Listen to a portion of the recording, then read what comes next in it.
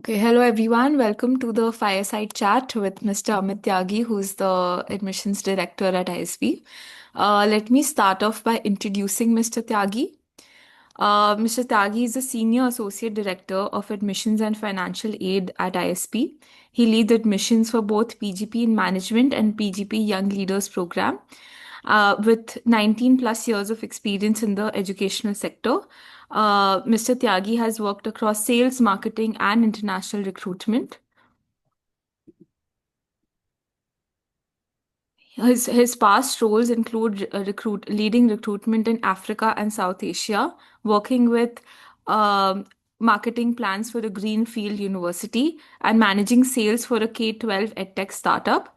He holds an MBA from IIM Calcutta and is an electrical engineer from NIT Kurukshetra. Thank you so much, sir, for joining. I'll also Thank you, Shivani, for the warm welcome. I'll also introduce myself. My name is Shivani Bagaria, and I know Mr. Tyagi through ISB. And I remember emailing him in my very first week of ISB and asking him why he admitted me. Very funny story, but I don't know if he remembers. But that is how I remember Mr. Tyagi. And I went to ISB, graduated in 2022. Before that, I was a graduate of Xavier's, St. Xavier's College, Kolkata. I did a BBA in marketing degree. Currently, I'm the founder of Edumate, where I help with education consulting, and I help people get into top MBA colleges, including ISB. And apart from that, I'm also working in the aluminium sector. That's a story for another day. But let's just start. So, Mr. Tyagi, could you just start off by giving us a quick overview of the ISB admissions process for PGP and PGPYL? That would be a great starting point. Sure. So PGP is for people with at least 2 years of work experience, and the average work ex tends to be around 3.5 to 4 years at PGP.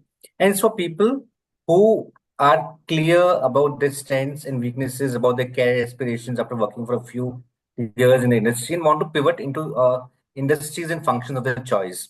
So that's the program that we have, PGP, with the 1 year MBA for folks who want to pivot their career. PGPYL is for people who are very clear right at the time of the graduation, or who are clear early that they want to build a career in management education. And we offer them an accelerated program or accelerated growth in the area of management and business through the PGPYL program.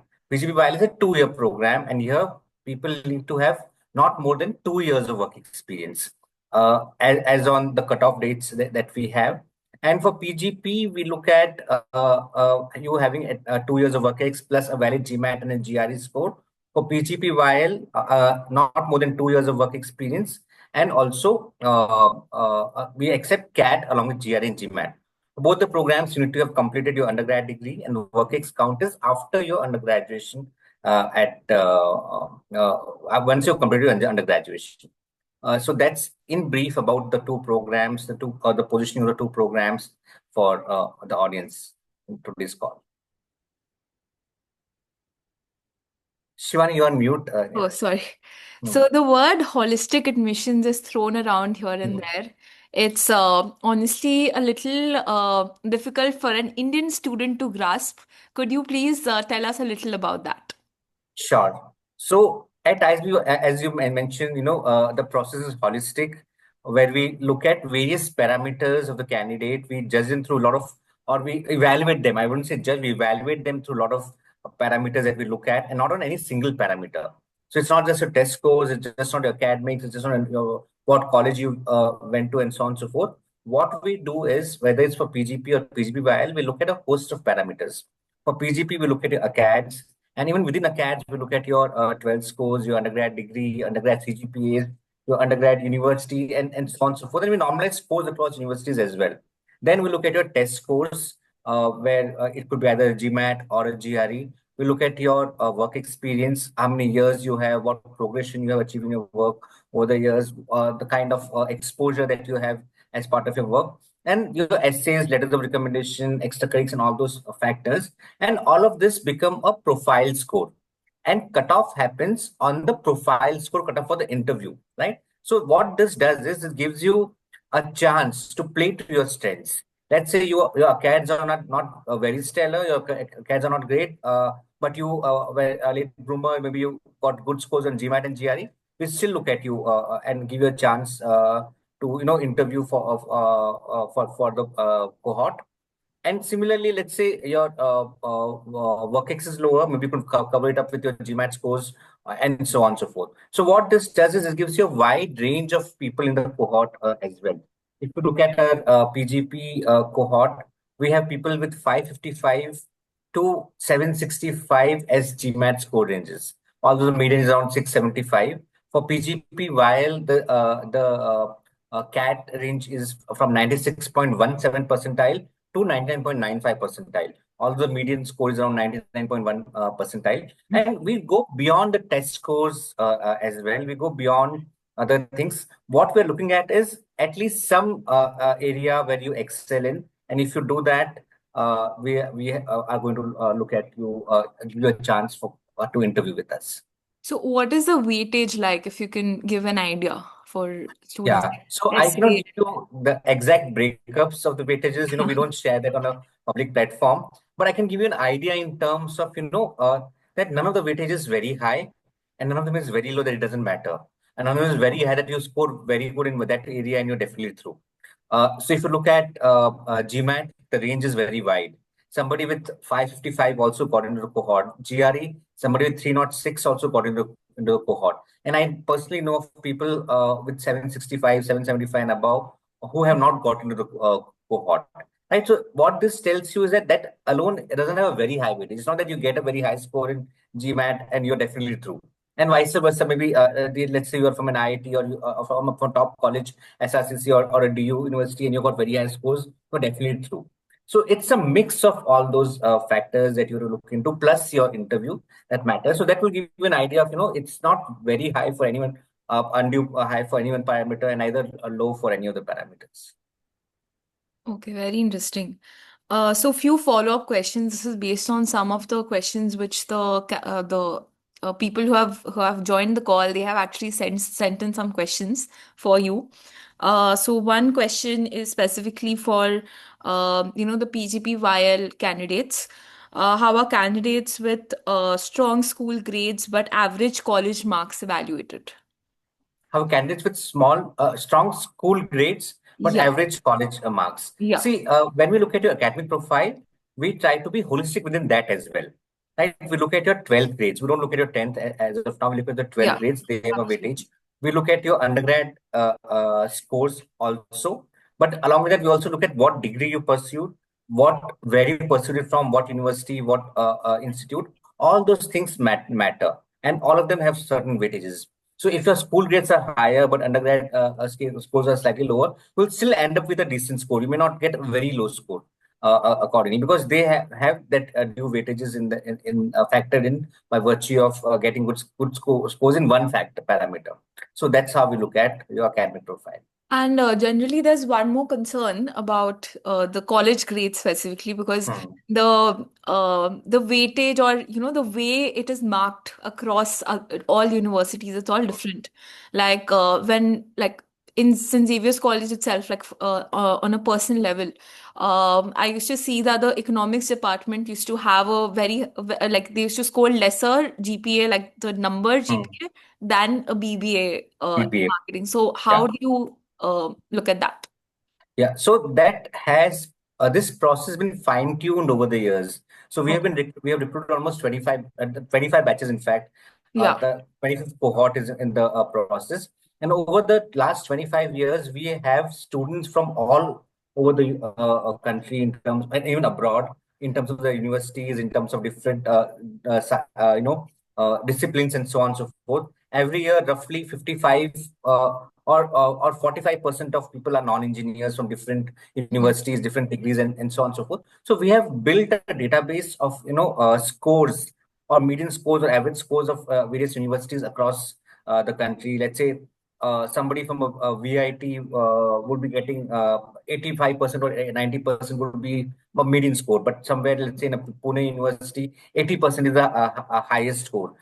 Psychology student will be very difficult for them. It will be very difficult to get to 65%, while for some other courses, 90% is the norm. So we have that knowledge and we factor that in while we, evaluate the application, and we give due, consideration to those factors while we evaluate the student. We normalize the scores from different You normalize universities. the scores. Yeah. Okay, great. And like, do people with more diverse profiles, like, for example, if someone is coming from an architecture background versus a business background or an engineering background, all of it is normalized. Hmm. Yes, it is. All It right. is normalized. All right. So, college grades in general, like it's good to be around average or above average, right? Like, Yes, it's good to be around. Even if you're below, but if you can cover up in other areas, for example, if you're below average, or if you're not that great, you might need to get really good grades in other areas. Let's say the GMAT or your work experience has to be stellar, so on and so forth. okay. And how does ISB view applicants with like dips in academic performance, but a recent upward trajectory? Uh, Hmm. you know, it happens sometimes, first few semesters you don't focus, Yeah. and later on you will. Yeah. So we, try and look at the larger picture in almost every scenario. We don't want to, evaluate candidates on one particular phase, or small one or two dips per se. Hence, we look at your overall scores, and we look at a larger 12th also is incorporated. Uh, if you got made efforts to get into decent colleges, that is part of your academic profile. So that's the consideration we try to give to our people. 1 or 2 semesters you may, if you dip, that doesn't matter as long as you're covered up in other areas. So perfectly fine. Okay. So moving on, what is a typical profile of a successful ISV admit? Like, this is a very big question. I would Yeah, love I to know. know how you answer I this. get asked a lot, and my answer always is there's no typical profile for ISB because of the kind of diversity we have. And we look at people, in terms of few things. One is in terms of your skill sets and in terms of self-awareness. Those are very clear, very important attributes for somebody who needs to get into ISB. How self-aware you are. We value people who have clarity of thought in terms of why they want to do an MBA, where they want to go, what their current skill sets are, and that's if you get that, I think that's the one of the key aspects of cracking the ISB selection process. If you have that self-awareness, clarity of thought, and goal orientation. And if I have to pick one thing among all people who get into ISB, is that it's this thing. They have clarity of thought, they're self-aware, and they have goal orientation. But apart from that, there's no one particular mold. There are no engineers, non-engineers, or people with 5 years or 4 years. We have a huge diversity. We have, now almost 50% women in the class, 48 in the last cohort. We have one of the best ratios for engineers, non-engineers. The range of work X is from 22 years of work X. So there's no one particular mold, but one quality, if I had to say, that people are self-aware at ISB. They Yeah. know what they want in their life. I absolutely resonate because I could see that in my own batch. Like, I remember in my study group, there was someone with 20 years of work ex, and I had gone in with 2 years of work ex. And Okay. it was just like so funny at times because I was not able to contribute that much as I wanted, especially in the beginning. But Hmm. this quality is something which I actually saw among everyone. So I think, did a great job at selecting the people at ISV. And all of these aspects, the three, four aspects that you mentioned, you look at it uh, through the essays and through, like, how do you judge that? Yeah. So your application plays a very important role. I think more than what people actually may give it credit for. Every aspect of your application is important in terms of building your story. Yeah. So application is not a discrete set of fields we filled in. It's a kind of a, let me say, a canvas where you paint your picture, you tell your story. Yeah. where every element that you write, be it your essays or be it your extracurriculars or be it your work, they should point towards your goals eventually, and they should point towards your skill sets, and they should point towards a narrative. And that's how you build a narrative. For example, let's say somebody wants to go into finance, Yeah. and if they write in the extracurriculars that about their activities, or about their external activities, like won a quiz contest in finance, or did a certification in and CFM in school, or now doing a CFA level one. That's a story, right? Yeah. PB, isn't it that you are a numerical person, you are a number person, you score high in maths, and you're now looking to get into finance. So that's how you complement your application. Because if somebody, let's say, they want to go into finance, but all their achievements are in marketing, they are, let's say, more into Yeah. debate or other things. That's not adding to the story. And I believe that today a lot of people have a lot of opportunities to get a lot of exposure in terms of Absolutely. debate or in terms of quizzes. Pick and choose the ones which complement your goals in your application. That's what I tell people, and that's how you build your story through your essays, through your extracurriculars, through your resume, through your work experiences. All should be in sync.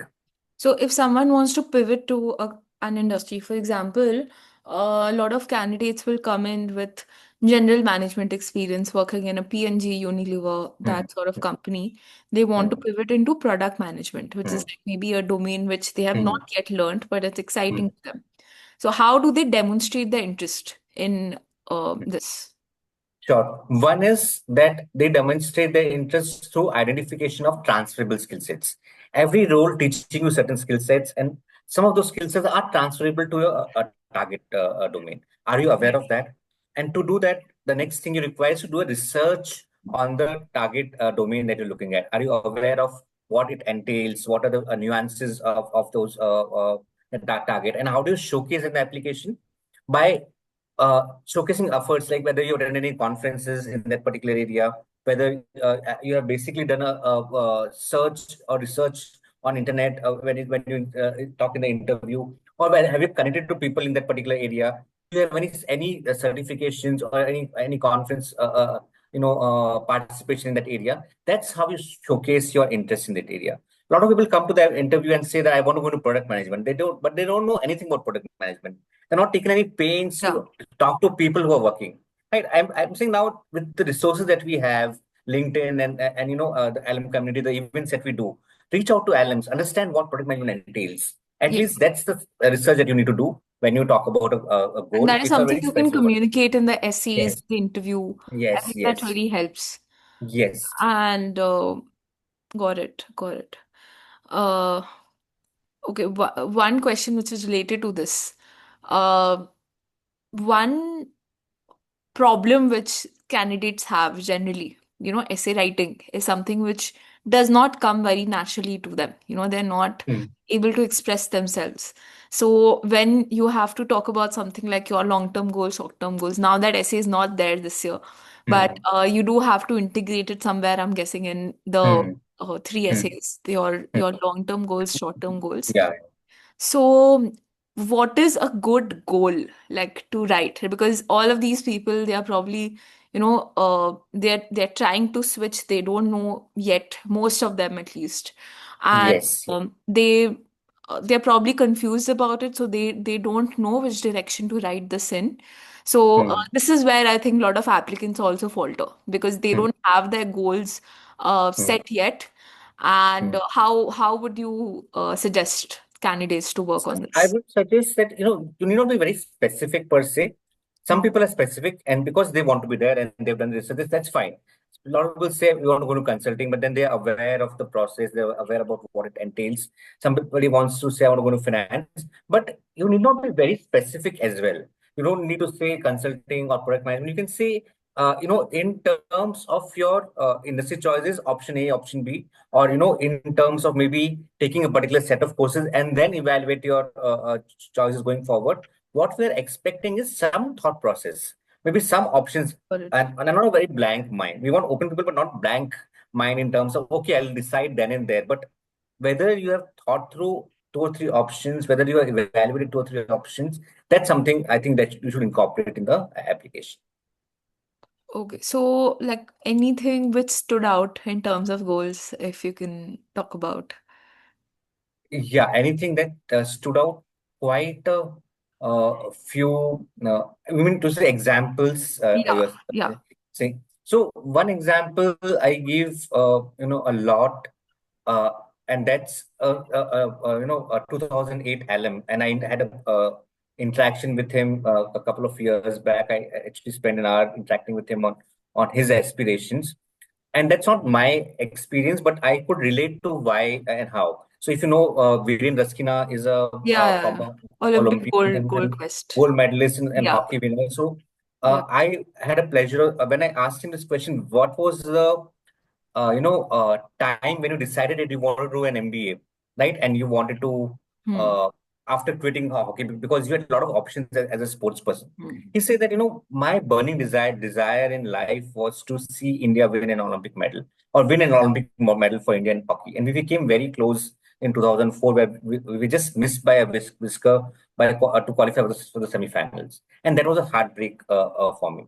I could not do it, but I wanted others to be able to do it. And that was my life ambition, to make India win gold medals in Olympics. He was an Olympian.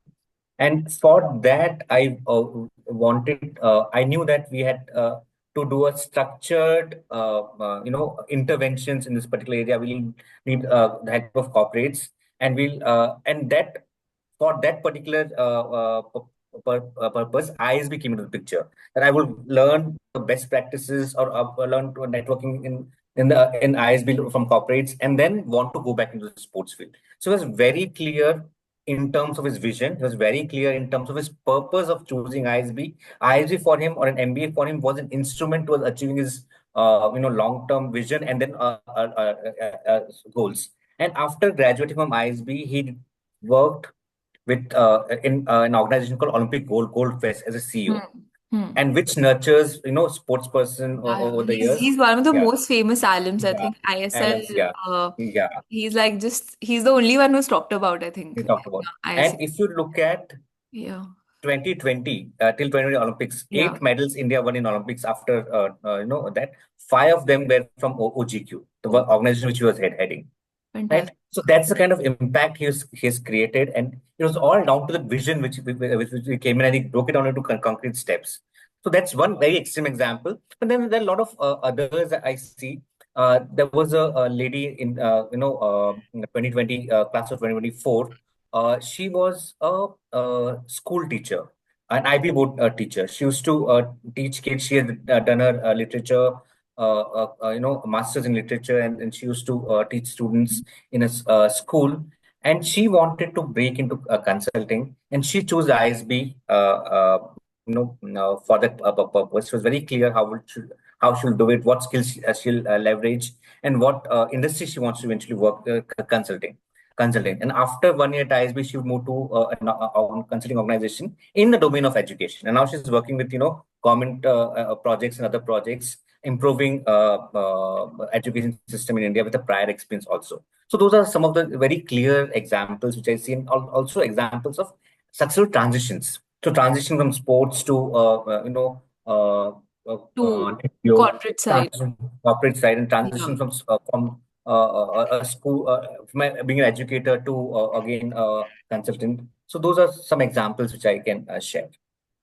Okay. And what about like specifically family business based applicants? Okay, like basically people who want to go to ISP, they don't want to go for the MFAB program because they Mm. want a full-time experience. And post that, they want to work for a bit and then join their family business. So is this something that you encourage, or do you take a lot of applicants like that? Because this is two, three questions actually had come from this group about it. Definitely, we do. And every year I see quite a few people, from those backgrounds coming into the cohort. And as you mentioned, the MFAP program also, MFAP is also a great program, but it's not a fully immersive program. Yeah. For people who want a completely immersive Yeah. experience, we do definitely welcome them. Only thing is that you should be clear in terms of your understanding of a the work that you've done in a family business. A lot of Oh, people, they come in with their work experience in the family business. So Yeah. you'll understand that you understand your family business well. You talk about what gaps you see and what you'll intend to fill over the course of next 5 years once you go back to your business and so on so forth. That understanding is crucial for such candidates. But otherwise, same process for just as everybody else, and we do encourage them to come and apply. There's no bias against anybody. And what would the percentage be in the cohort So if we haven't, checked as such. We don't check that because there's no separate category of people from family business, right? yeah. But I would say, I personally have interacted with 10 to 12 people every year from Okay. Okay. across both the campuses at least, and there'll be more because Okay. not everybody will Yeah. tag them as a family business. It's work Yeah. expense at the end of the day, right? Yeah. So. Okay. One more question. There are many applicants here who have completed CA or CFA partly. Like, they've Hmm. done it till the IPCC level, or they've done only CFA level 1, level 2. How is that looking in the application? Because, they may have taken certain, like Hmm. few drop years, maybe one or 2 years of Hmm. drop year for it. And it is a tough exam. It's very I understand. very tough exam. But how does that look in an application and the goals oriented to it? Like it's generally Yeah. finance. So we're not negative about it at all. At all. Okay. So if you're not completing a program, you may not get the due credit for it, but of course you'll not be penalized for it because you tried. And if you completed partially, you'll get the due credit as well. So and again, as I mentioned, it adds to your narrative. Hmm. So if you're mentioning that you've done that particular program, you have built certain skill sets, and those skill sets can be showcased towards your goals. So that adds to your narrative. So definitely, it's not a negative at all. It could, in fact, well be positive depending on how you showcase it in your application. Fair enough. Fair enough. That's great. One question I got was very simple. Who reads the ISB essays? Like who reads it? Like how So many we eyes all are there did. in it? How many? How many eyes on the essays? So all your applications go through two set of reviews. First is a basic check in terms of your grammar, in terms of your, hygiene aspects. And second is a proper review of your content and of your narrative that you're building it. So definitely read twice. Okay. No, like the adcom reads it or someone else also does it. So first set is done by volunteers from the student community. Second one is done by reviews, and reviews are done by admissions committee team members as well as other professors. Okay. Okay. And the interviews are for ISB at least exclusively uh, conducted by alums. Is it the same for Mhm. PGPYL as well? So PGPYL, we also have faculty members Faculty members. coming in Okay. as part as one of the panel members. Okay. And you also have an on-spot essay, I believe, for interviews. So how is Yes. that evaluated and what is the purpose of it? Yeah, so on the spot essay is a test of your on the spot communications. So your essays in the applications are more content towards content orientation. We're looking at a narrative and so on and so forth. Here on the spot essay is more of a test of your communication skills and articulation skill sets. How well you can structure passage in a given period of time. So that's what we're looking at. The weightage is part of the interview process. Okay, it's like the AWA section that we AWA spoke section, from yeah, that was, yeah, the GMAT. So you've GMAT, added it yeah, here. we And had it. those questions are basically asked in the interview, like they could be asked. Could And be, could be. yeah. And basically anything from the application, whatever can be picked. Because I Yes, remember my interview was like that. Like yes. I picked So, one yeah, line and talked for 1 hour about it. So it yeah. was just So okay. interviews are from applications. So we usually don't have stress interviews or knowledge-based interviews. So Yeah. no need to move up your CADs, no need to, Yeah. do a GK run before the Yeah. interview. It's more from your application and on your aspirations and motivations to join Yeah. the program. One thing I really like about ISB, like admissions is separate, but they really treat us as adults. Like what I think Akash had mentioned the other day, Yes. that how the process is done. There's no stress interview. There's just, very respectful processes. Really great. Coming to GMAT, it is a sore point for a lot of applicants, and uh, I get so many mails and messages कि GMAT नहीं हो रहा है. It's just like I can't manage academics and GMAT. And what is the lowest score possible to get in these questions? So generally, what is a competitive score for GMAT, and how do you view it as a part of the entire process? Yeah. So GMAT is just one aspect of your process, and there's no rejection basis GMAT. We don't shortlist you or reject you basis GMAT. We won't say, oh, you got this score, you're definitely not getting in. What we do, as I mentioned earlier, is integrate GMAT as part of a lot of other parameters and build that as a profile score. And cutoff happens on the profile score. So Right. if we have to get GMAT, the average GMAT for the PGP cohort is 669. 675 is the median. Similar scores for PGPYL, we can add 10 points to that for GMAT. Again, they also have an option of CAT and GRE as well. GRE, the median score is 327, although the range is 306 to 338, I believe, 338. So, it's not that it's the only thing. As if you have other parameters strong, even a slightly lower GMAT or GRE scores can do, is what I'll So like suggest. so like strong GMAT but low college GPA would Yeah, work. would Okay. work. Okay. Okay. So I think that's good. And any preference between GMAT, GRE, or CAT None, for the none, GR? none, none Okay. whatsoever. None. People are free to take any tests that they want to Okay. take, whatever they're comfortable with. Okay. Fantastic.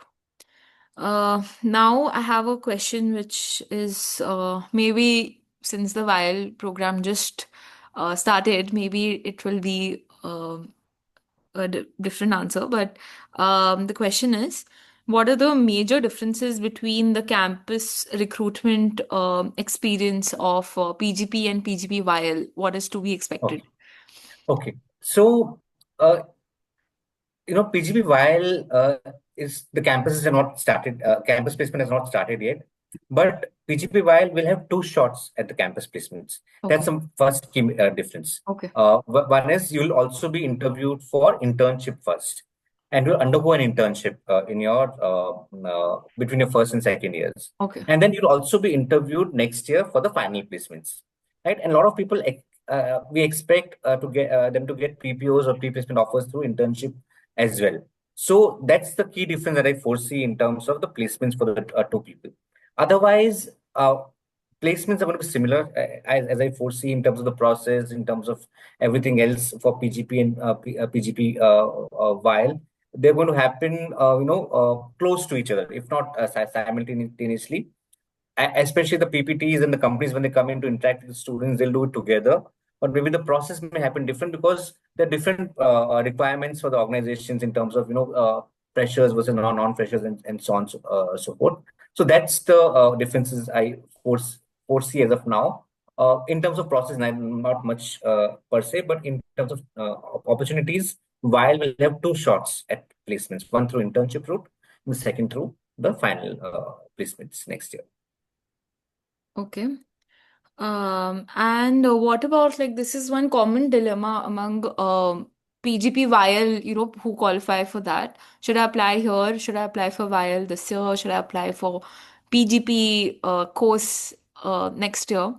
Hmm. One more thing I had heard, like just a part of this, I had heard because you had very kindly given feedback to a lot of candidates last year that Hmm. they had Hmm. probably slighter lower work ex. Uh, Hmm. uh, Hmm. as compared to the average work experience for Hmm. PGP. So they were not Hmm. set. So Hmm. how would one navigate this like with Yeah. low work experience? Yeah. So I would say, low work experience for PGP is part of the process. If your work ex is lower, your other things have to be higher. When I Yeah. give a feedback saying that your work ex is low, it means that in relation to your other parameters. There are people with 2 years also who got through PGP significantly, but somebody with 2 years of work ex and somebody with 4 years of work ex, the other parameters have to have a difference, right? Otherwise, there's no advantage for somebody with a higher work experience. So Yeah, that's what I say when I give that feedback. fair. But in terms of your while versus PGP, what I'll tell the candidates is if you're already asking this question, that should I apply to while now or should I wait for PGP? Then I would say you already decided that you're going to do an MBA. And Yeah. while is for people who have decided early that they want to do an MBA or be in the management side of things, then why wait? Because this is a program for people like that, right? This is your opportunity to get an excellent career transition done. So don't wait. If you're made up your mind to do an MBA, do it with while. In case you don't make it, if in case, I hope everybody who tries does. But in case you don't make it, then there's always an option to do it later. But And is if there you any penalty for someone who is no, applying to there's VIA no and penalty. get in and There is no penalty. In fact, you are a reapplicant, and there is a incentive. We give you you have to pay 50% of the application fee as a okay. reapplicant. So there's no penalty at all. But in case you don't get in, you can reapply to PGP. But if you don't apply now and wait for PGP, you cannot apply. You miss out on a shot at all. So don't to take your chances is what I'm saying.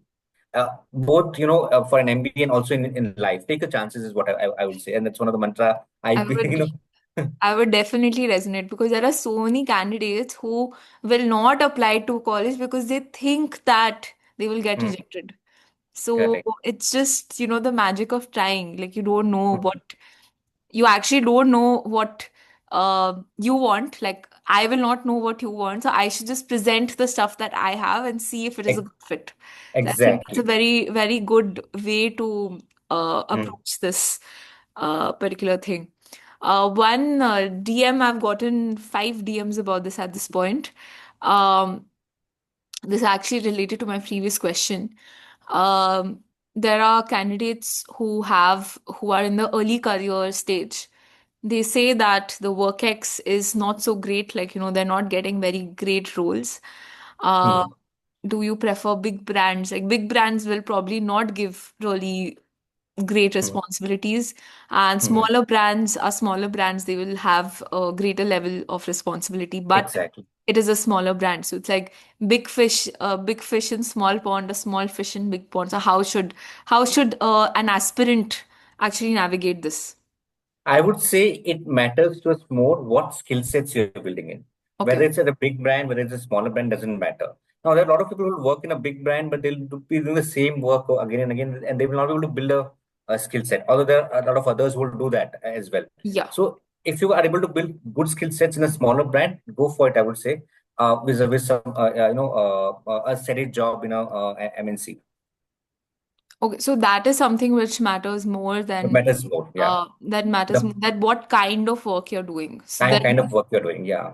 that gives incentive for people to go for the smaller companies then. Like, that is because Yeah. big companies you hardly get, like campus recruitment mein to you hardly get any like really great executive type roles you get. No, but some companies have a structured training process also. For Right. example, even campus recruitment, if you go to the Microsoft or the Yeah. TCS, there also you have those structured training programs. You kind of the kind of people you work with that also will give you some different skill sets. So look at it Yeah. from that point of view. When you evaluate, look at the work and look at the kind of skill sets, diverse skill sets you're getting. So it could happen in either way. But also you could end Okay. up with in certain roles in Microsoft also, which are very repetitive, or testing roles in certain organizations, which may not add much value versus somebody where you're working in a startup and that gives you much more exposure. So it's totally role specific and individual specific. What you pick out from that particular role. Yeah. Also, in PGP, while you accept up to 2 years of work experience, so is work experience a pro or a con in this?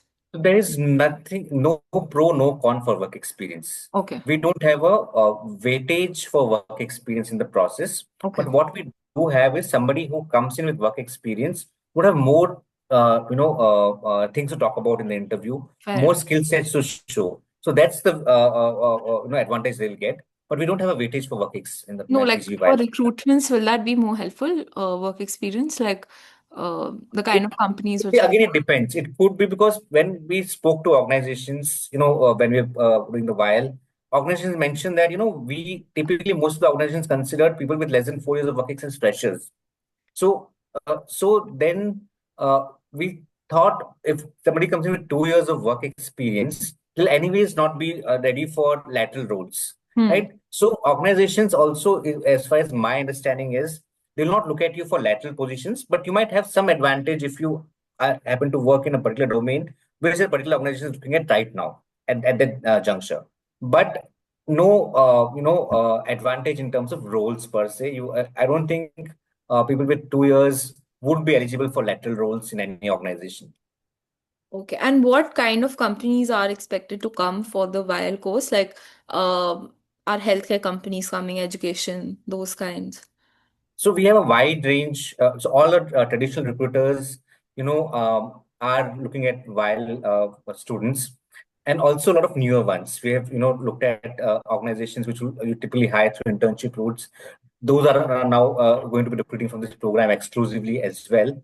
Uh, the thing is, for this program, the batch size is 140. So what is to be noticed is how many of those companies will be able to accommodate in the Yeah. placement process. So that's also something which you will look at. And again, that is again going to be totally demand driven. What are the cohort looking for? Let's say we get education organizations or we get a certain set of organizations, there are no applicants to it. Then it's a lose-lose for all. Yeah. It depends on the market, like, Market as well. Yeah. yeah. So I mean, it's a risk which the candidates have to take. Yeah. Okay. Great. One more question which candidates have is the rounds. I'm sure you answer this at least two, three times a day. Which round is good to apply to? Do you prefer uh, round one over round two, and why? If you No, can. we don't have any preference for any round. So you ensure that your chances of selection and scholarship are consistent across the 3 rounds. But Okay. having said that, my personal advice to candidates is, apply in any round, but be a bit wary about applying in round 3 because the timelines are very tight. Yeah. If you apply in round 3, the deadline is 25th of January. Do apply only if you are, trying to get your scores better, or you are thought about late. Because if you apply in round 3, your results are going to come out by March first week, Yeah. and you only have around a month to prepare for ISB Genesis, the notice Yeah. periods in your organization, or if you have, other commitments Wrap that up may and get a bit come. wrapping up may take up some time. But otherwise, there's no difference in evaluation or scholarships in any of the 3 rounds. Feel Okay. free to apply whichever is convenient. Okay. Understood. Understood. And it's all like the scholarships are all awarded later, right? Like, Scholarships are awarded after a week of your offer. So in round itself. Yeah. okay, in that round itself, And it's, that's it. it's Yeah. awarded. Okay, understood. So it doesn't reduce the chance of admission if you're It applying in doesn't. second round. Okay, It doesn't. okay. So one question I have is, can candidates use AI tools to draft essays? And Definitely they can yeah, use AI tools to draft essays. Because anyways, for your grammar skills and other skills, we have the on-the-spot yeah, written test. So feel free to use AI to draft essays, but make sure the content is yours because essays serve as a talking point for your interviews. And if the content is not yours, if it's made up, you will not be able to just have a good interview. The questioning on your essays, or the in-depth deep dive on your essays may make you not answer the questions correctly if they're not your essays. So content should be yours, but feel free to use tools to check the grammar, or structure your thoughts perfectly fine. okay. So like we used to have plagiarism checks at ISB. Like this was pre-AI era. All this doesn't happen for admissions. It happens, but see, essays essentially are, as I mentioned earlier, they are, a trailer to of your interview. So if you try to essay from somewhere else, you'll have to be exceptionally good, imagination to, or to be able to withstand the cross questioning in the interview. Because people who take interviews, they do it day in and day out. at the organizations, and they are easily able to spot where you're kind of making up or cooking up stuff, Yeah, yeah, and there'll 100%. be a deep dive in your essays. So be prepared for that. So Yeah. if you cook it up, I'm sure you will not be able to justify your essays in the interview. Yeah, for my own essays, I remember there was just one line which was picked in my second essay of ISB. I think that time Hmm. it was some Hmm. success some essay. That was a Hmm. prompt, and they had just talked about that for 1 hour. They had made up like certain situations that was honestly really fun Hmm. because it was one problem statement which I had lived. So it was Hmm. something which was very interesting to. Exactly. Yeah, so I think if you are honest enough in your essays and if you're honest enough in your entire application, it should not be a problem at all. Not be an issue at all. Not be an issue Yeah, at all. got it. Um, One more question which I have gotten is that now because of NEP, there are you have a 3-year exit and a 4-year exit. Uh, Hmm. so how does that look like in the applications? Like, do you prefer 4 years or 3 years? What is the best Nothing. way to deal with it? As long as you have your undergrad degree, we're fine with it. Whether it's a 3 year or 4 years, that's perfectly okay with us. Okay, like If, honors. if it's a if it's a 4 years, then of course your scores will reflect that, right? And that a due weightage will be given to that. Okay. So last question from my end, Amit sir. What makes ISB different from other B schools? Like, what is the X factor? So the X factor at ISB is the diversity that we have, and in terms of our faculty model that we have at ISB. So diversity both of students and faculty is what I would say makes it different from a lot of other B schools, especially in India and other parts of Asia. So we have faculty members coming from all over the world who are visiting faculty members. When I say visiting, they don't come for a one-off lecture, but they come here for a complete term and teach a complete course. So what this does is it gives you access to top talent from all over the world, right here across the two campuses. Also, in terms of the student body, you will find people from so many different backgrounds, 17 industries, and 14 functions in the current cohort.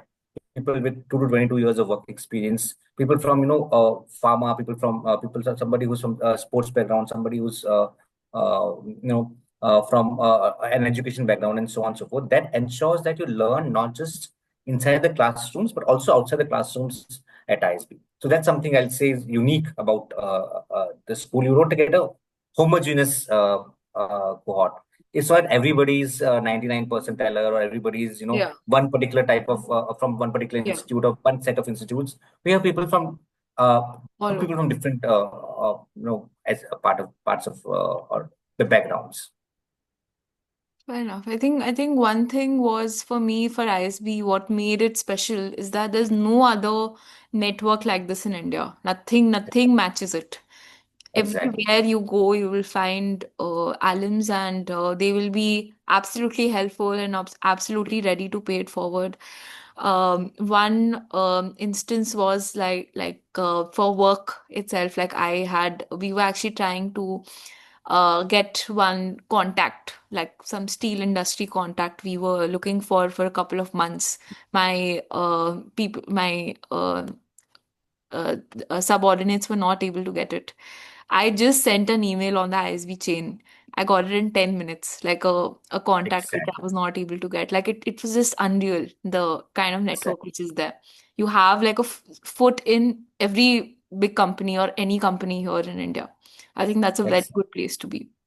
Hmm. Sir, I think let's like open it up for the audience for about 10-15 minutes, if that's okay. Sure, that's perfectly fine. And whoever wants to ask questions, you could please, just raise your hands on Zoom, and you can ask. I believe Ritik has raised his hand. Ritik, you can unmute yourself and ask. Yeah, hi Shivani. Thank you for the opportunity. Can you hear me? Yeah, yeah. Little low, but Okay, yeah. okay. Yeah, I'm actually in the bus. That's why. Okay, so I wanted to know regarding the healthcare company specifically that for the PGP program, I know that there are certain companies like Pfizer which come for lateral roles. Now, if I really want to apply for the viral program, then are there companies which are going to come for a lower kind of a job role, or will it be like they will be coming in for the same roles? And and also will there be a difference in the salary CTC bracket? And also like I yeah, think you're asking if we have like companies like Pfizer are coming for PGP, so for VIL, will they come for similar roles? Is that yes, right? and Yeah. right, and also will the CTC would vary, or will it be the same like Okay. for Would for CTC for the be the VIL program? Yeah, Yeah, sure. See, when companies like Pfizer or any other, like Amazon or any other such companies come to ISB, they come for a wide variety of roles. They don't come with a standard set template that this is the kind of role that we are looking at. ISB, with its huge diversity that we have of candidates, they come to hire people for middle management, they come for entry level roles, they come to hire even vice presidents. Amazon recently, a couple of years back, hired a vice president for sales compensation with somebody with 18 years of work experience, right? So when Pfizer or any such company comes, they'll come for various roles. For PGP, while most likely the roles are going to be entry level roles. For PGP, depending upon your work experience, whether how many years, how relevant it is, you could either be looked at an entry level role, or you could apply to a mid level role, or even senior level roles, depending upon your prior work experience. okay. So I have one question. Like, what if I have a degree in pharma, but what if my work experience is of retail? So does that make is that a hurdle? No, that is not a hurdle for from the point of view of ISB selection process. And regarding your placements, that could it's up to the company what kind of value they offer to you in terms of your undergrad degree, or whether they look at your work experience. It's totally up to the organization how they want to evaluate you. But from ISB point of view, there's not a hurdle at all. We look at what you have done, and how do you correlate or connect the dots. Oh, oh, thank you. Okay. Vedika, you can go next. Hello, good evening. So my question was basically I graduated in May 2025 and Hmm. I wanted to prepare for CAT, so I kind of took a gap year. Hmm. But I have also started my own marketing agency, but it's like a Hmm. small thing. I work with small brands, but I Hmm. don't have any kind of a proof because it's not a registered company. So Hmm. how do I show that in my application, and does my gap affect my application? Your gap doesn't affect because you're applying for PGPYL. So PGPYL, there's no work ex requirement as such, so there's no gap for you. So gap will not affect your candidature. In terms of how do you showcase, see, if you want to showcase it as work experience, some documentation will be required, either contracts or bank deposits, or so on and so forth. Else you showcase as an internship, or your own part-time venture if you don't have any document. But that will only serve as a purpose to talk and showcase your skill sets in the interview. So if I have like signed contracts with companies, Yes. that I can submit. Yes, that you can submit. Okay, thank you, sir. And for like LOR and all, for family businesses, we can also tackle that. Yeah. How does that work? Like, what would you recommend? So for LOR, people with family businesses take an LOR from a non-family member business uh, partner or somebody who is senior to you in designation, or from a customer, client, auditor. Those people would work. But it Okay, should not be a family member who's giving you an LOR. fair enough. Fair enough. Great. Sagnik, if I'm pronouncing that correctly, you can ask. Yes, you are. I hope you guys can hear me fine. Yeah. Yes. Yeah, sir, Amit sir, thank you for this session firstly. So I had one question. Basically, I had completed my undergrad in 2023, Hmm. post which I had planned to prepare for CAT and CFA. It didn't go well, so I had taken a 1 year gap. So I Hmm. started working in my family business in Jan 2025, from Hmm. Jan 2025. So I'll be applying in 2026 intake for PGPYL.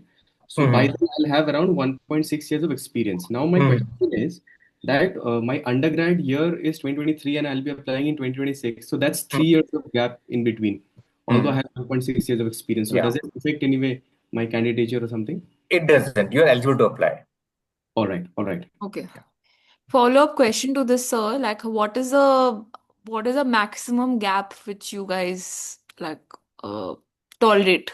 It's a case to case basis. It's Yeah. not about, again, there are people who would prepare for civil services and give 2, 3 attempts, and there are 3 or 4 years gap also. So we look at what skill sets you gain in the 3 years. Somebody who's prepared for civil services 3 years would have certain skill sets which will be, very positive in certain cases for certain organizations and so on and so forth.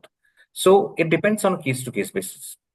And like how It's to not like present the gap in it's not the like you don't work for 4 years, don't do anything, and then suddenly come and say, okay, now I want to apply for yeah, MBA. Then justify that. The whole thing is how do you justify that gap in terms of what you learned in that particular period, what were the yeah. circumstances, and so on. That's what matters more. Is this something you have to show in your resume? Like suppose you UPSC preparation or some family commitment, which In the application, if there's a gap, they ask you for a one-liner, I think one, yeah, 2 liners there, yeah. and then in the interview, definitely it might be The picked up. interview it comes up. Okay. Okay. Mahi, you can go next. Good evening, sir. Can you hear me? Yes, I can. So, I have a very basic question over here.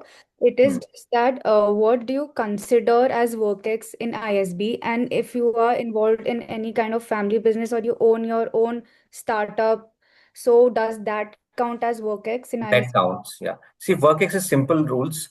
One is it should be after your undergrad. Anything which you're doing along with your undergrad is not counted as full-time work experience, counted as part-time. Second is it should be full-time and not in conflict with any other full-time activity. For example, if you're studying in college in the morning and afternoon you're doing your job, that's not counted as full-time work experience. There should be no full-time activity, two full-time activities together. And the third is it should be paid, right? You should be getting some remuneration. You can't be doing a pro bono volunteer work and call it work experience.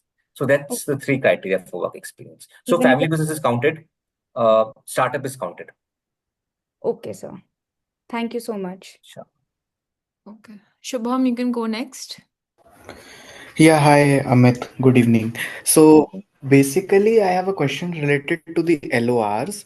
So first of all, like if we have joined a new company, for example, and we have not worked with the team lead for like a year or so, we have worked like only for 4 to 5 months, Yeah. and we ask the LOR from that particular person. Mhm. Does that lower my overall like the profile evaluation score that we were talking No, about? it will not lower. But what I recommend or we recommend as such is that somebody should have worked with you for at least for 6 months, Okay. because 6 months is time for them to understand about your strength and weakness and do justice to your LOR. And they should be have worked no older than 2 years. Within last 2 years, they should have worked with you, and at least for 6 months, they should have worked for you. That's the ideal. So, in case it's just been 4 or 5 months, then I think I'll suggest take it from some academic professor or somebody. Or if it's more than 6, then it should be okay, in my opinion. Okay, so 7, 8 months is perfectly fine. Should be perfectly And fine. Yes. and the second thing is these LORs, like who actually assesses these LORs? Like the interviewers also have access to these LORs? Yes, interviewers have access to LORs and essays both. Okay. Yeah, thanks. Yeah. I think Abiri, if I'm pronouncing that correctly, you can ask. Yeah, that's correct. Yeah. Okay. Hi, sir. This is Hi. not exactly a question related to the application process, but I had a question related to the 2 campuses that we have for ISB. What is the allotment process for the 2 campuses? Because I think the interviews is common for both Yes. campuses, and then later it's done. So I just Yeah. wanted to understand what the process for So allotment is. interviews are common, placements are common. We are essentially one school, 2 campuses. So there's nothing called ISB Hyderabad, ISB Mohali. It's ISB and 2 campuses. Now what happens is you can give your preferred campus at the time of application, Hyderabad or Mohali, and we try and meet your preferences. But we also have to ensure, or go to great lengths to ensure that diversity and student experience across both the campuses are consistent. in terms of courses, in terms of faculty, in terms of student body. So if, let's say, the average GMAT at ISB is 670, then it will be same across the two campuses. We'll split the students across the two campuses with same average GMATs across the two campuses. If non-engineers are 45%, then we'll have same percentage across the two campuses. Men to women, even your other parameters like geographical distribution. If there are, let's say, 20% people from Delhi in the cohort, then Mohali will have 20% and Hyderabad will have 20%. So we could do great lengths to ensure homogeneity across the two campuses. So in that instance, some of you may not get your preferred campus. Some of you may have opted for Mohali, may get Hyderabad. Some of you opted for Hyderabad, may get Mohali. So that's how we distribute the people across the two campuses. Okay. So just a follow-up question to that. So would the application in any particular round affect that, or? No. Application doesn't affect that. Okay. Thank you. Sure. On a different note, this is something which we used to discuss a lot as alums. Uh, and the main difference between the Hyderabad Mohali campus was the food. Because Mohali was much better than Hyderabad. I was in Yeah, I agree to that. I travel to both the really, campuses regularly. yeah, So we really, I think, we miss that. We miss the Mohali food. And there is also one difference regarding the infrastructure. So ISB Mohali is more close-knit. Like, it's a slightly smaller campus than the Hyderabad campus. Hyderabad campus is huge. Like, there are gardens everywhere. There's a little forest and a lake inside the campus. So because Mohali is very tight knit and it's a smaller community, people tend to maybe build better relations over there. This is what we have seen across a lot of alums. So in Hyderabad, it is kind of spaced out, so it's a little far, literally and figuratively. So it is that is a problem. So that those are the main differences, but they don't matter honestly. At the end of the day, it doesn't matter. and But also you have an option to spend 2 terms yeah, in the other campus. Let's say if you're in Hyderabad, you want to spend 2 terms in Mohali, you can do that, and vice versa. yeah, probably should have done that for the food. But yeah, I think Soumya was next. Soumya, you could. Yeah, good evening, sir. Yeah. So, I am a final year student and I've done two internships, one in a mutual fund company and one at a startup, and both for 3 months each. So, should I take my LOR from them or my college HOD or all three? No, only one is required, and I leave it to you which one you want to take. It's perfectly okay for in your case to take from any one of them. Okay, thank you, sir. Shruti, you can go next. Hi, thank you. Good evening. I wanted to ask about LOR too. My manager, who I've worked with for 1.5 years now, she is planned to move out of the company. Very soon she'll be moving out. So I was hoping that she'll be my candidate for LOR. What can I do in this She situation? can still be your candidate. So you can give her other email ID, other organization's email ID. So it's not necessary that the person has to be from your organization, but she's your reporting manager, so you can still take it from her. Okay, and even if she plans to start her own business, so she won't have Yes. organization Gmail If you ID. won't have organizational email ID, then you have to get an approval to give the personal email ID. Write to pgp@isb.edu and ask them to help you get the LOR on a personal email ID. Okay, all right. Thank you. Latika, last question. Yeah, hi. So, firstly, thank you so much. This was a very insightful session. The one thing that I'd like to know is for reapplicants, what additional aspect is evaluated or is preferred as compared to that for a first-time applicant? Nothing. The evaluation is similar to a first-time applicant. Only thing is that you will have to write an additional essay, which is titled "What has changed in your application since the last time you applied," and that's actually a advantage for you to showcase more recent skill sets. that you have acquired and showcase it to the panel, because they'll read that and they'll ask you questions from that. Otherwise, there's no difference at all between a reapplicant evaluation or a first time applicant evaluation. All right. Thank you so much. Okay. So great. I think we can close. I think Sir is exhausted with all the questions, which I'm sure he answers like multiple times a day. But I think this was an extremely insightful seminar, sir. Thank you so much for your time, and really grateful for all the people who participated as well. I hope the questions were answered, and I really hope you'll be a part of the ISB ecosystem. It's something which has changed my life, and I hope this works out for all of you. Pleasure being here, Shivani, and all the best to all the people on the call. Great. Bye.